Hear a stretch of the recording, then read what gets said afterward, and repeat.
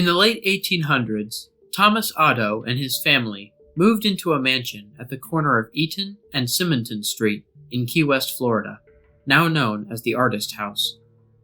The Ottos were known to be stern with their servants, sometimes even mistreating them. It was the treatment of one such Haitian servant that provides a twist in this story. This woman was hired to take care of their son, Robert.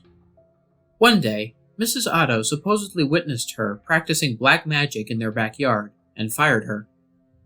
Before she left, the woman gave Robert a lifelike doll which stood 3 feet tall, had buttons for eyes, human hair, believed to be Robert's, and was filled with straw. Dolls that resembled children were not unheard of during this time, but this one proved to be special. Robert named the doll after himself and often dressed it in his clothes. Robert, the doll, became his trustworthy companion.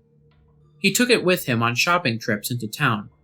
The doll had a seat at the dinner table where Robert would sneak it bites of food when his parents weren't looking.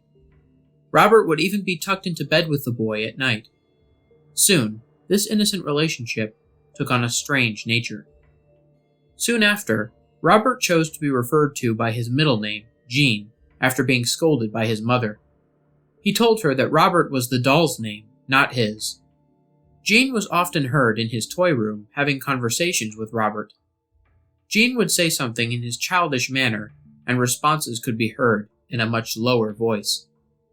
Sometimes, Jean would become very agitated, worrying the servants and his mother.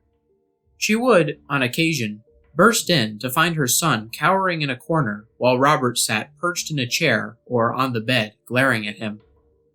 This was only the beginning. Household objects would be found thrown across the room, Jean's toys turned up mutilated, and giggling could be heard. Whenever these unusual acts took place, Jean always said, "Robert did it." The boy took the punishment, but always insisted that the blame was Robert's. As the mischief grew, more and more servants took their leave as new ones were hired. The Ottos' relatives felt it was time to do something. With the recommendation of a great aunt, Jean's parents removed Robert from his care and placed him in a box in the attic. This is where he resided for many years. After the death of his father, Jean was willed his boyhood home. He decided to live in the Victorian mansion with his new wife. Jean had become an artist and felt the house was spacious and would provide a place for him to paint. He went to the attic and dusted off his childhood toy. He became attached to the doll despite his wife's displeasure. Jean would take the doll along with them everywhere they went. He even sat in his favorite little chair while Jean and his wife slept nearby. The turret room became Robert's domain after Mrs. Otto moved him back to the attic. Their marriage slowly became sour until Mrs. Otto supposedly went insane and died of unknown reasons. Jean followed soon behind. Robert supposedly attacked people, sometimes locking them in the attic. People who passed by claimed to hear evil laughter coming from the turret room. For some time, Robert remained in the empty house by himself until a new family purchased the mansion and restored it. The doll was once again moved to the attic. This pleased it as much as the last time. The doll was often found throughout the house. On one certain night, Robert was found at the foot of the owner's bed, giggling, with a kitchen knife in hand. This was enough to send them fleeing from the home. Robert was later moved to the East Martello Museum in Key West, where he sits perched in a glass box. Despite his new living quarters, the doll is believed to not have given up his menacing ways. Visitors and employees claim they have seen the doll move. His smile has been known to turn into a scowl. One employee cleaned Robert, turned off all the lights, and left for the night. The next day, he returned to find the lights turned on, Robert sitting in a different position than the night before, and a fresh layer of dust on his shoes. Some say he'll even curse you.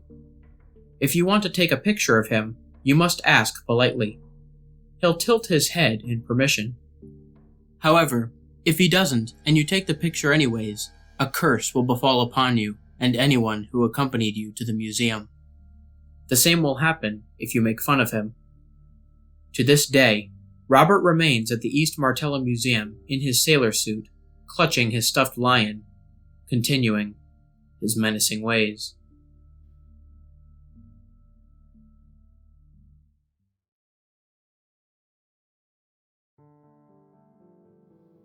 What's up, everybody? This is the Lone Wolf here. Thank you so much for listening. I hope you guys enjoyed my narration of Robert the Doll. This was definitely one of the more intriguing creepypastas I have ever read, and I honestly wouldn't mind visiting Robert one of these days, just for fun. Let me know in the comments if you guys want me to go and visit him. Anyways, if you're new to the channel, please consider liking, sharing, and subscribing if you enjoyed my narration. Hit the bell for notifications and join the Lone Wolf Pack. If any of you guys want to send me a message, like a personal scary story or a creepypasta recommendation, or you just want to talk to me, there will be a link to my email account and my Twitter account in the description. There will also be links in the description for all of the music artists that I used in this video, along with each individual track that I used for those of you interested in the music.